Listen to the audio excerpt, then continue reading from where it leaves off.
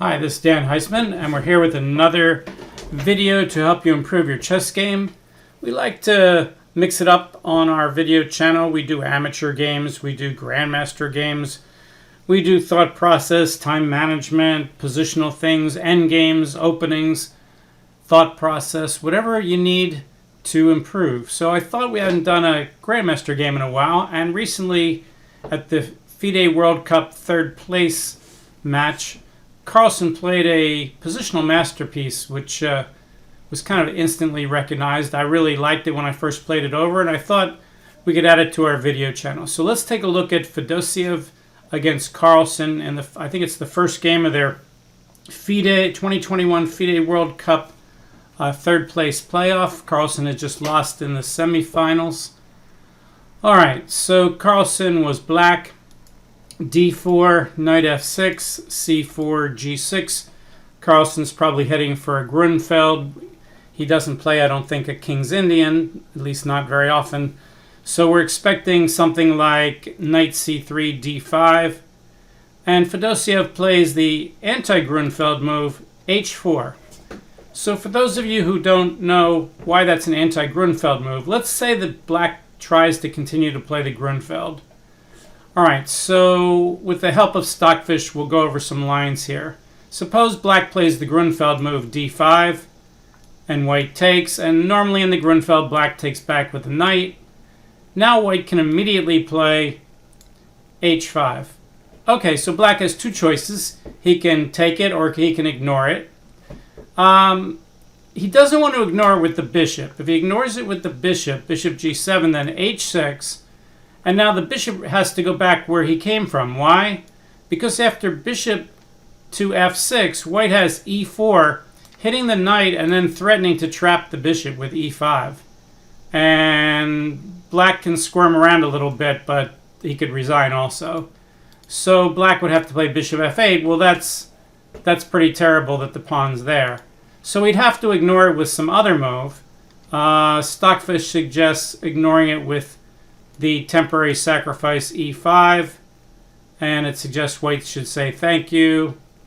Black attacks that pawn.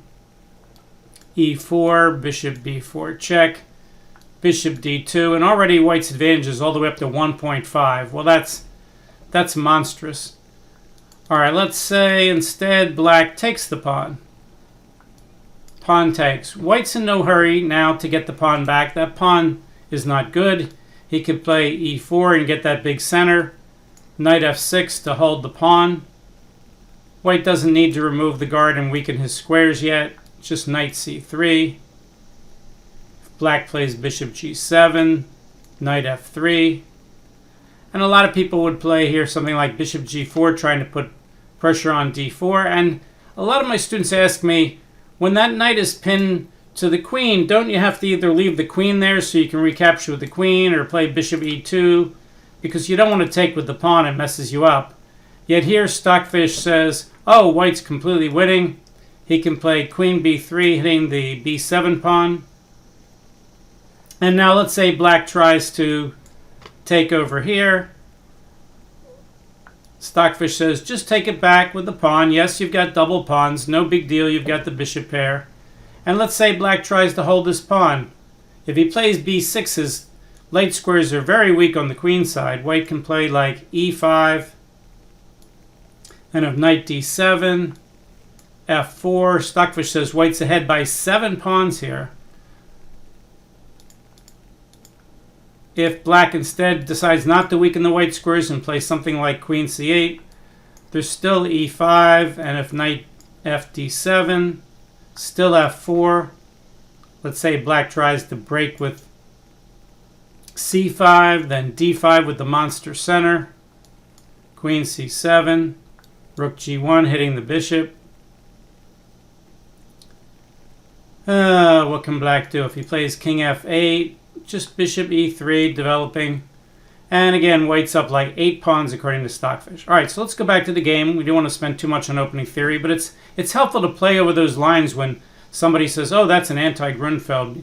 And you say, well, why does it really work against the Grunfeld? All right, so back to the game. So in the game, Carlsen does not play d5. He just plays the King's Indian kind of move, bishop g7. And he has the King's Indian set up here, except for the fact that he hasn't castled yet. And white plays e4. So it sort of looks now like a King's Indian where white's playing h4. And Carlsen plays knight c6. And this is another move my students don't like to play.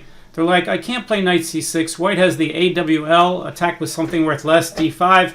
And then he's chasing my knight around and he wins a tempo. Well, d5 doesn't win a tempo. Winning a tempo is like when you develop a piece and somebody has to move a piece multiple times. d5 moves the d-pawn a second time, and it forces black to move the knight a second time, but those tempos are equal. It's not like d5 develops the pawn. So you're not winning a tempo when you play d5. It is an AWL move and the knight has to move, but if you play d5 and black just plays knight e5, if you play f4 now, thanks to that move h4, the knight can go into this nice hole on g4, and no matter how many times white attacks it, black has it guarded twice. It's perfectly safe. Stockfish says after c6 already black's practically winning. So back to the game. So in the game, Fedosiev does play d5, not because he realizes that, Carlsen's made a bad mistake, but just because it's an okay move. And knight e5, and now f4 is a mistake, so we wouldn't expect the Grandmaster to play that. So Fedosiev plays bishop to e2, trying to fight for that g4 square where he already relinquished some pressure. Carlsen says, I'm going to make it stronger now with h5. Notice Carlsen's going to delay castling here to see what white decides to do. Is white going to play like f3 and try to sack a pawn with g4? Probably doesn't work, but that's the kind of aggressive thing he could do if he castles queenside. White plays bishop f4. The engine says that white is slightly better, has a normal opening advantage after c6. Black castles. Again, white would have a normal opening advantage after knight f3, which he plays. Carlsen plays the best move, knight takes. And Fedosiev plays pawn takes. You'd say, why would he want to double his pawns when he can take with the bishop? Well, and the engine says pawn takes is actually the best move. If you take with the bishop, it's not that it's bad. It's just that black can equalize with c6. White has nothing special to do. So when white takes with the pawn, he has the semi-open g-file he could play. Later move the bishop and play his f-pawn up. So this actually is the right idea. It keeps a slight advantage for white, but it does make it a little bit harder to play. I don't think Fedosiev is worried about that. All right, Carlsen does break with c6. White plays queen d2, keeping his options. He probably is not going to castle kingside now that his pawns are disrupted. So queen d2, and in some lines, it's not like you always play bishop h6 whenever someone fianchettos. I see a lot of amateurs doing that. But if you castle opposite sides, which happens here, or if you're not castled on the same side, which very likely will happen here, then bishop h6 makes for a better idea.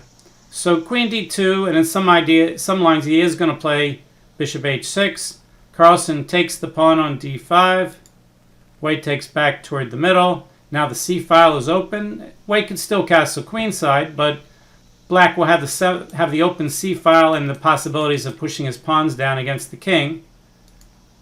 So black stops by playing king h7. So that's a way of stopping bishop h6 when you have a pawn on h5. He's saying, well, gee, now that you've played d5, that opens up this diagonal. Now my bishop's a lot better than it normally would be. Why don't I stop you from playing bishop h6 with king h7? So that's another advantage of playing h5. All right, so the engine still says that white is microscopically better here. Maybe keep the king in the center with rook c1. He plays a4. Now it's going to be tough to castle queenside, so maybe white's going to leave his king in the middle here. But black could break in the middle and open things up. So white has to be a little bit careful about where he's going to put his king after a4. So Carlsen plays knight d7, heading into some of these strong squares and opening up his bishop. If he could have brought his bishop out first before he moved the knight there, but there's no great place. Once the bishop goes to d7, it has no future on any of these other squares here, so he's not much better on d7 than he was on c8. So Carlsen just leaves him there for the moment. This happens more often in sophisticated openings like the King's Indian, where you'd love to move every piece once before you move any piece twice unless there's a tactic. But of course, Carlsen knows when there's exceptions to that, and in this position, except for his rook on a8, the pieces are okay. So white plays a5, and Carlsen plays another break move, f4. What's a break move? You can see my video on that, but it's a pawn move that attacks a fixed pawn that can't easily go past. Well, here white can't go past. Black has 1, 2, 3 on it to only one defender. So therefore we have a pawn move against a pawn that can't go past, break move. Okay, so white plays rook a3, possibly with guarding f3, or maybe moving the rook to some central lines, since he's not castling queenside. Carlsen pops his knight into that nice e5 square. The only way white could get him out would be to play f4, but he'd have to move the bishop and then push the pawn, and then the knight would still have some good squares to go to. So he just plays back to e3, giving him the option of playing f4 in some lines. And now Carlsen plays a really interesting sequence here. The next few moves kind of make the game, at least from Carlsen's standpoint. He decides to play a positional sacrifice with all these weak dark squares. He says, white has all his pawns on light squares in the middle. How can I get rid of his dark squared bishop so I can attack all those squares for the rest of the game? He plays f4, just giving away that pawn to open the line for the rook. Bishop takes, and now he develops his bishop. The engine says rook f7 is equal. Bishop d7 says white should play knight d1 with a slight advantage, and he does. And now black should play either b5 or maybe rook c8. Carlsen sacrifices the exchange, and Stockfish at first is like, what? And then he goes, oh yeah, that works. And he says white is pretty much equal here. Black has, so what does black have? He's down the exchange and a pawn, which if you're using Reinfeld numbers, rooks are worth 5, bishops are 3, pawns are 1. That would say he's down 3 pawns. But Stockfish says he's actually 0. Why?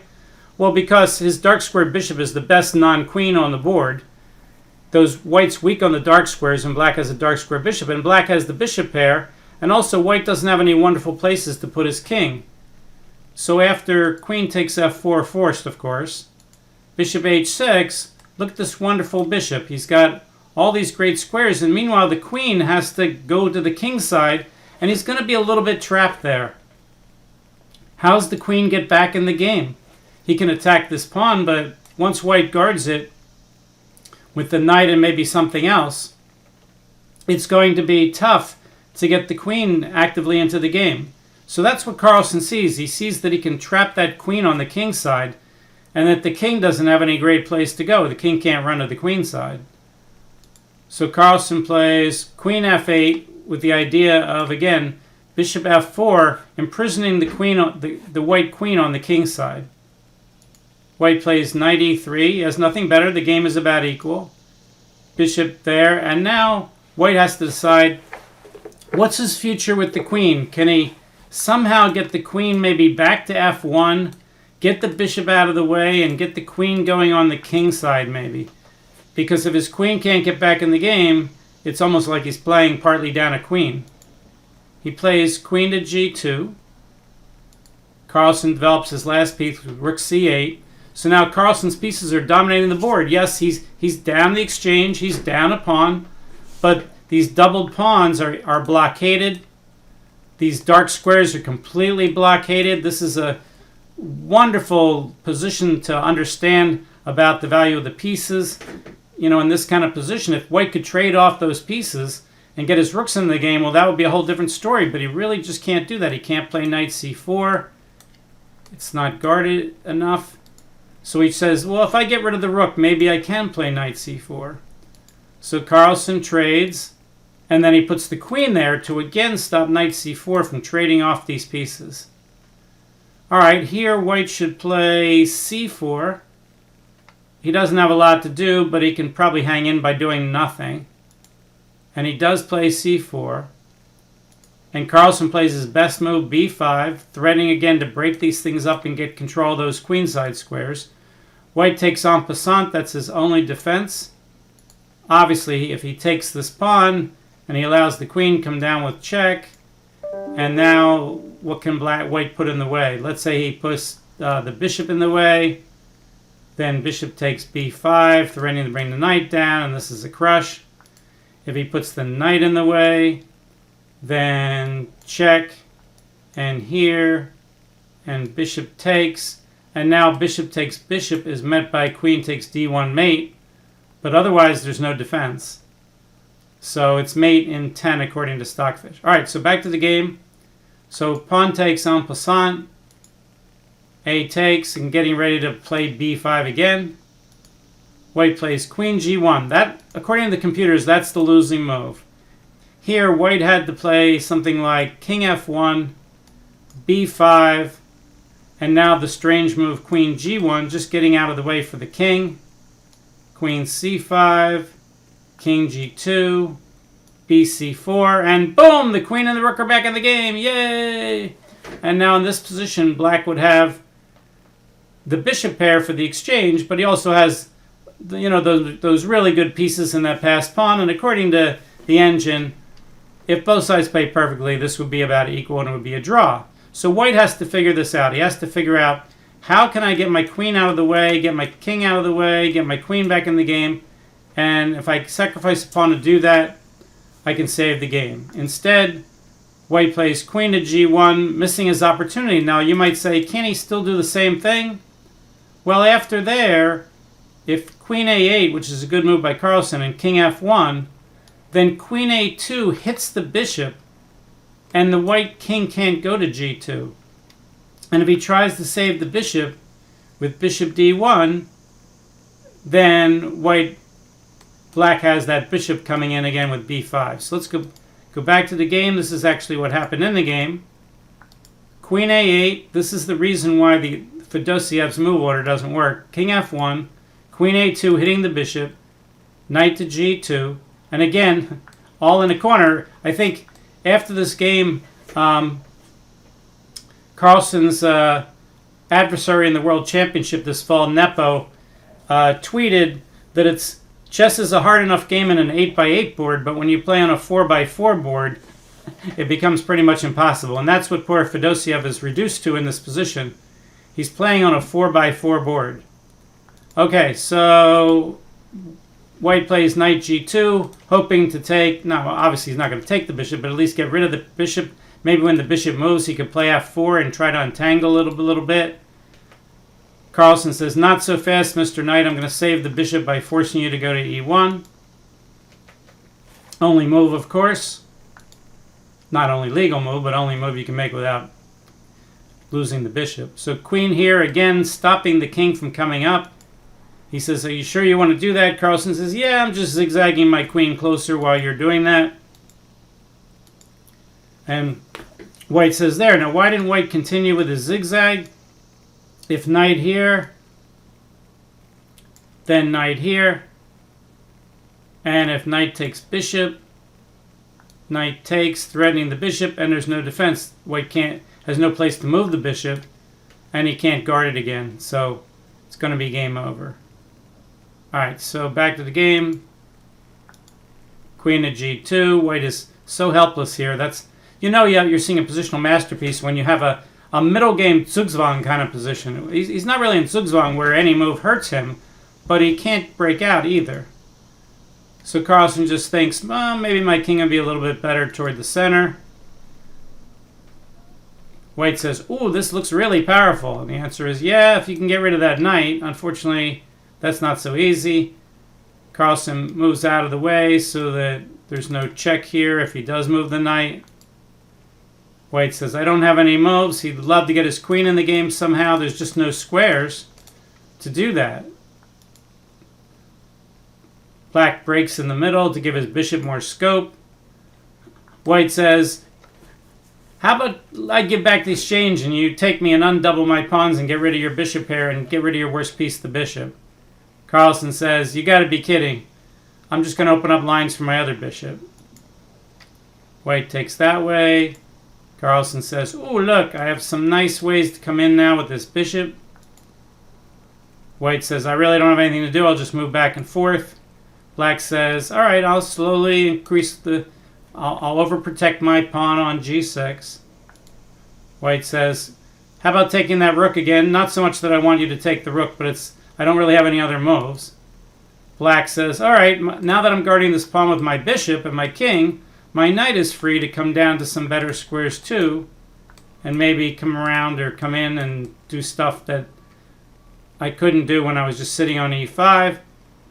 Black says, "Well, maybe I can sacrifice my rook for that bishop and get some play and get my queen in the game." Black says, all right. I know you're going to give up the rook for bishop some way. Which one do I want to do? I'll do it this way. And now, can your queen get in the game through these squares? Doesn't look like it. I think I've still got you trapped." Black says, "I have my knight there." And White says, "No mas." Even though White's up a pawn, he just doesn't have any way to get out of this. And Black's going to continue to make his pieces a little bit better and break through in a few moves. So just for the fun of it, let's have Stockfish play both sides here. Okay, so Stockfish says that Carlsen's up by 6 pawns. He says White's best defense is to play e4, sacking that pawn so at least the queen and the bishop will get some scope. Says Carlsen should take it. White should move the queen. Carlsen should push his passed pawn. White can try to block it with the king. Carlsen should pin the knight. White should guard the knight. Carlsen gets another pawn with check. This is Stockfish playing the best move for both sides. King h1, queen f4, White plays f3, queen back to g5, bishop d3, bishop takes d3, knight takes d3, knight takes c4, queen h3. Look, he actually has a threat. He's actually in the game.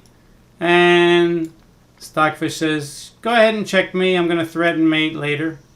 If he does check him here, you just run the king around here. And